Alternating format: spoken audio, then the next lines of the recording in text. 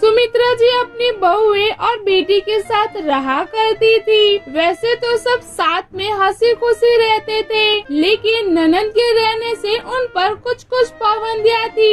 एक दिन की बात है, आज ये घर में सब्जियाँ खत्म हो गई है, मैं मार्केट से अभी लेकर आती हूँ। कोई जरूरत नहीं है, राधिका को भेज दो, लेकर आ जाएगी। तुम अंजलि को तैयार करो, उसको स्कूल भी तो जाना है। अरे आंचल आ जाओ, तुम बाहर नहीं जा सकती। जब तक हमारी ननद रानी है तब तक हम बाहर नहीं जा सकते। और आज तुम्हें मार्केट जाने का भूत कहाँ से पकड़ लिया? दीदी, पड़ोसन निधि कह रही थी कि चलो कल हम मार्केट चलते हैं सब्जियां लाने के लिए, इसलिए मैं जाने के लिए कह रही थी, लेकिन वो भी नहीं हो पाया। जब तक हमारी ननद रानी है तब तक हमें आजादी नहीं मिलेगी बाहर जाने के लिए। ए भगवान, मेरी ननद की शादी करा दो। इतना कहकर दोनों मुस्कुराने लगती है। ननद राधिका सब्जी लाना, झाड़ू मारना, पोछा मारना, अंजलि को स्कूल लेके जाना, पिता को टिफिन देना, फिर अंजलि को स्कूल से घर लेके आना, घर के छोटे मोटे काम करते रहती है। दोनों बहुएं किचन का काम करती, खाना बनाती और घर संभालती, जिससे किसी पर भी भार नहीं रहता। इसी तरह कुछ महीने निकल जाते हैं। सुमित्रा जी के घर पे राधिका को देखने वाले लड़के आते हैं। लड़के की माँ कहती है, बेटी, कितनी पढ़ाई किया है तुमने और घर के काम काज आते हैं तुम्हें? पढ़ाई में रुचि नहीं थी मुझे, इसलिए मैंने 10वीं तक पढ़ाई किया है और घर के काम काज आते हैं मुझे। अच्छा बेटी, तुम्हें मेरा लड़का पसंद है? वो तो आपको मेरे घर वालों से पूछना पड़ेगा, उनकी पसंद ही मेरी पसंद है। इतना सुनकर लड़के की माँ खुश हो जाती है। उसे लड़की का हाव भाव अच्छा लगता है।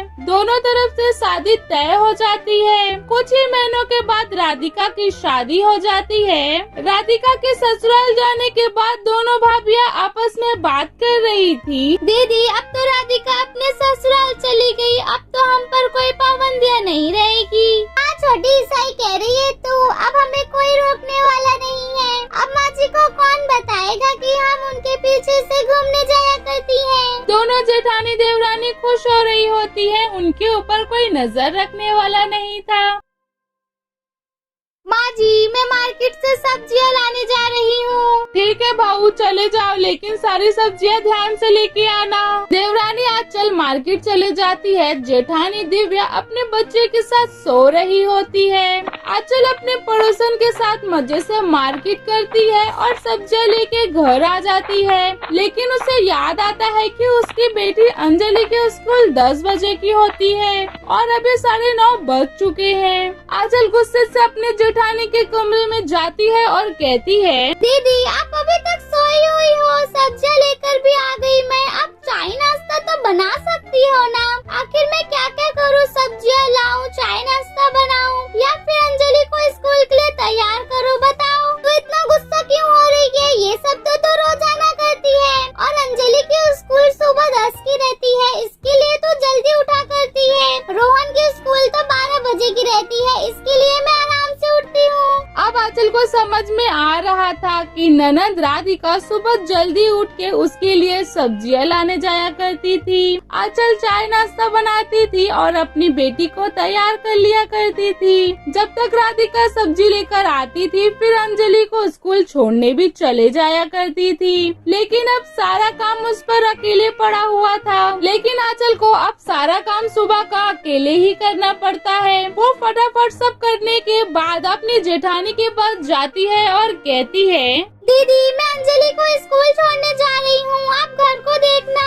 हाँ ठीक है, चले जाओ तुम, मैं उठ ही रही हूँ। दिव्या उठकर किचन में चले जाती है और खुद से ही बातें कर रही थी। हमारी ननद थी तो कितना आराम था, आंचल तो अंजलि को स्कूल छोड़ने चली गई। वही राधिका होती तो वो स्कूल छोड़ देती उसे और हम दोनों आराम से सारा खाना बना लेती। दिव्या खाना बनाते वक्त खुद से बातें कर ही रही होती है, तभी वहाँ पर आंचल आ जाती है।